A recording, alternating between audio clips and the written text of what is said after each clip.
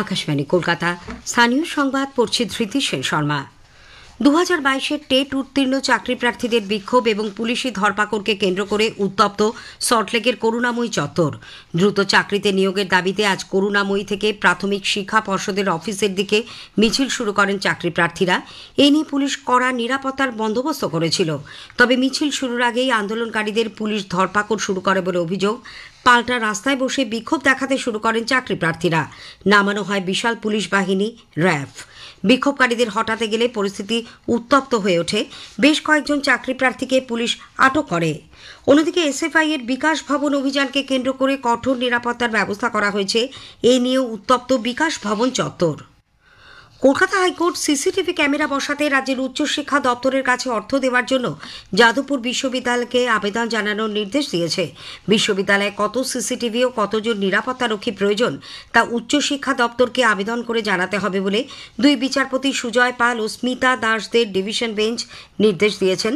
এরপর উচ্চশিক্ষা দপ্তর আবেদন খতিয়ে দেখে বিশ্ববিদ্যালয়ে সিসিটিভি ক্যামেরা বসানোর ব্যবস্থা করবে।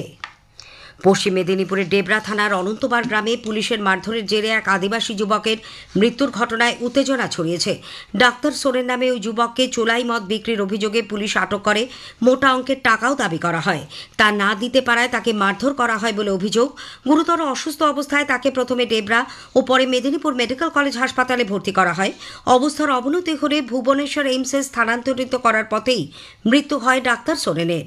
এই ঘটনার পর সতর্কতামূলক ব্যবস্থা হিসেবে এলাকায় পুলিশ মোতায়েন করা হয়েছে। মালদার মোথাবাড়ি থানার পঞ্চানন্দপুর বাজার এলাকায় গতরাতে দুষ্কৃতীদের গুলি চালনায় দ্বাদশ শ্রেণীর এক ছাত্র আহত হয়েছে। আব্দুল শাহিদ নামে বাঙ্গিটোলা উচ্চ বিদ্যালয়ের ওই ছাত্রকে গুরুতর আহত অবস্থায় কলকাতায় স্থানান্তর করা হয়েছে। পরিবারের পক্ষ থেকে এই ঘটনায় শাসক দল ঘনিষ্ঠ এক যুবক রাজ শেখের বিরুদ্ধে অভিযোগের আঙুল তোলা হয়েছে। তবে তৃণমূলের পক্ষে এ ব্যাপারে এখনও কোনো প্রতিক্রিয়া জানা যায়নি।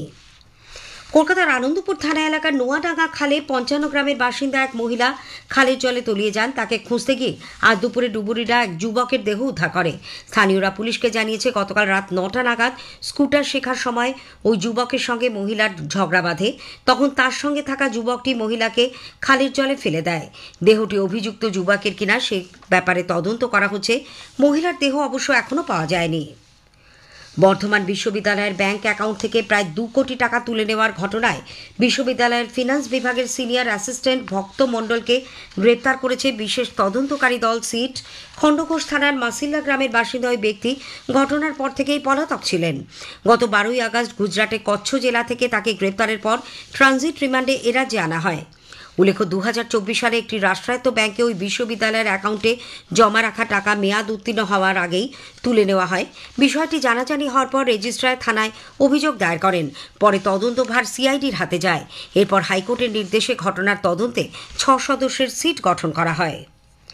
ভোটার তালিকায় বিশেষ নিবিড় সংশোধন কর্মসূচি এসআইআরে যাতে প্রকৃত মানুষের নাম বাদ না যায় সেই দাবিতে পথে নেমেছে মতুয়া মহাসংঘ।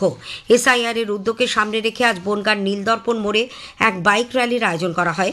মহাসংঘের পক্ষ থেকে জানানো হয়েছে মৃত ব্যক্তি যারা অন্য রাজ্যে স্থায়ীভাবে বসবাস করছেন কিংবা যারা দ্বৈত নাগরিক তাদের নাম অবশ্যই ভোটার তালিকা থেকে বাদ পড়া উচিত, কিন্তু প্রকৃত ভোটারের নাম যাতে কোনোভাবে বাদ না যায় তা সুনিশ্চিত করতে হবে। আমাদের সংবাদদাতা জানাচ্ছেন প্রচারাভিযানের অঙ্গ হিসেবে বাইক র্যালি প্রথমে পৌঁছয় 6 ঘড়িয়া পঞ্চায়েতে। সেখান থেকে তা ঘাটবাউ সহ একাধিক পঞ্চায়েতে যাওয়ার কথা। আজ বিশ্ব মানবতা দিবস। গোটা বিশ্ব জুড়ে যথোচিত মর্যাদায় দিনটি উদযাপিত হচ্ছে। এবছর মানবতা দিবসের মূল ভাবনা বিশ্বব্যাপী সংহতি জোরদার করা। পরিকাঠামোগত কাজের জন্য উত্তর পূর্ব সীমান্ত রেলের নিউ জলপাইগুড়ি স্টেশনে নন ইন্টারলকিং ও নন ইন্টারলকিংয়ের কাজ চলবে।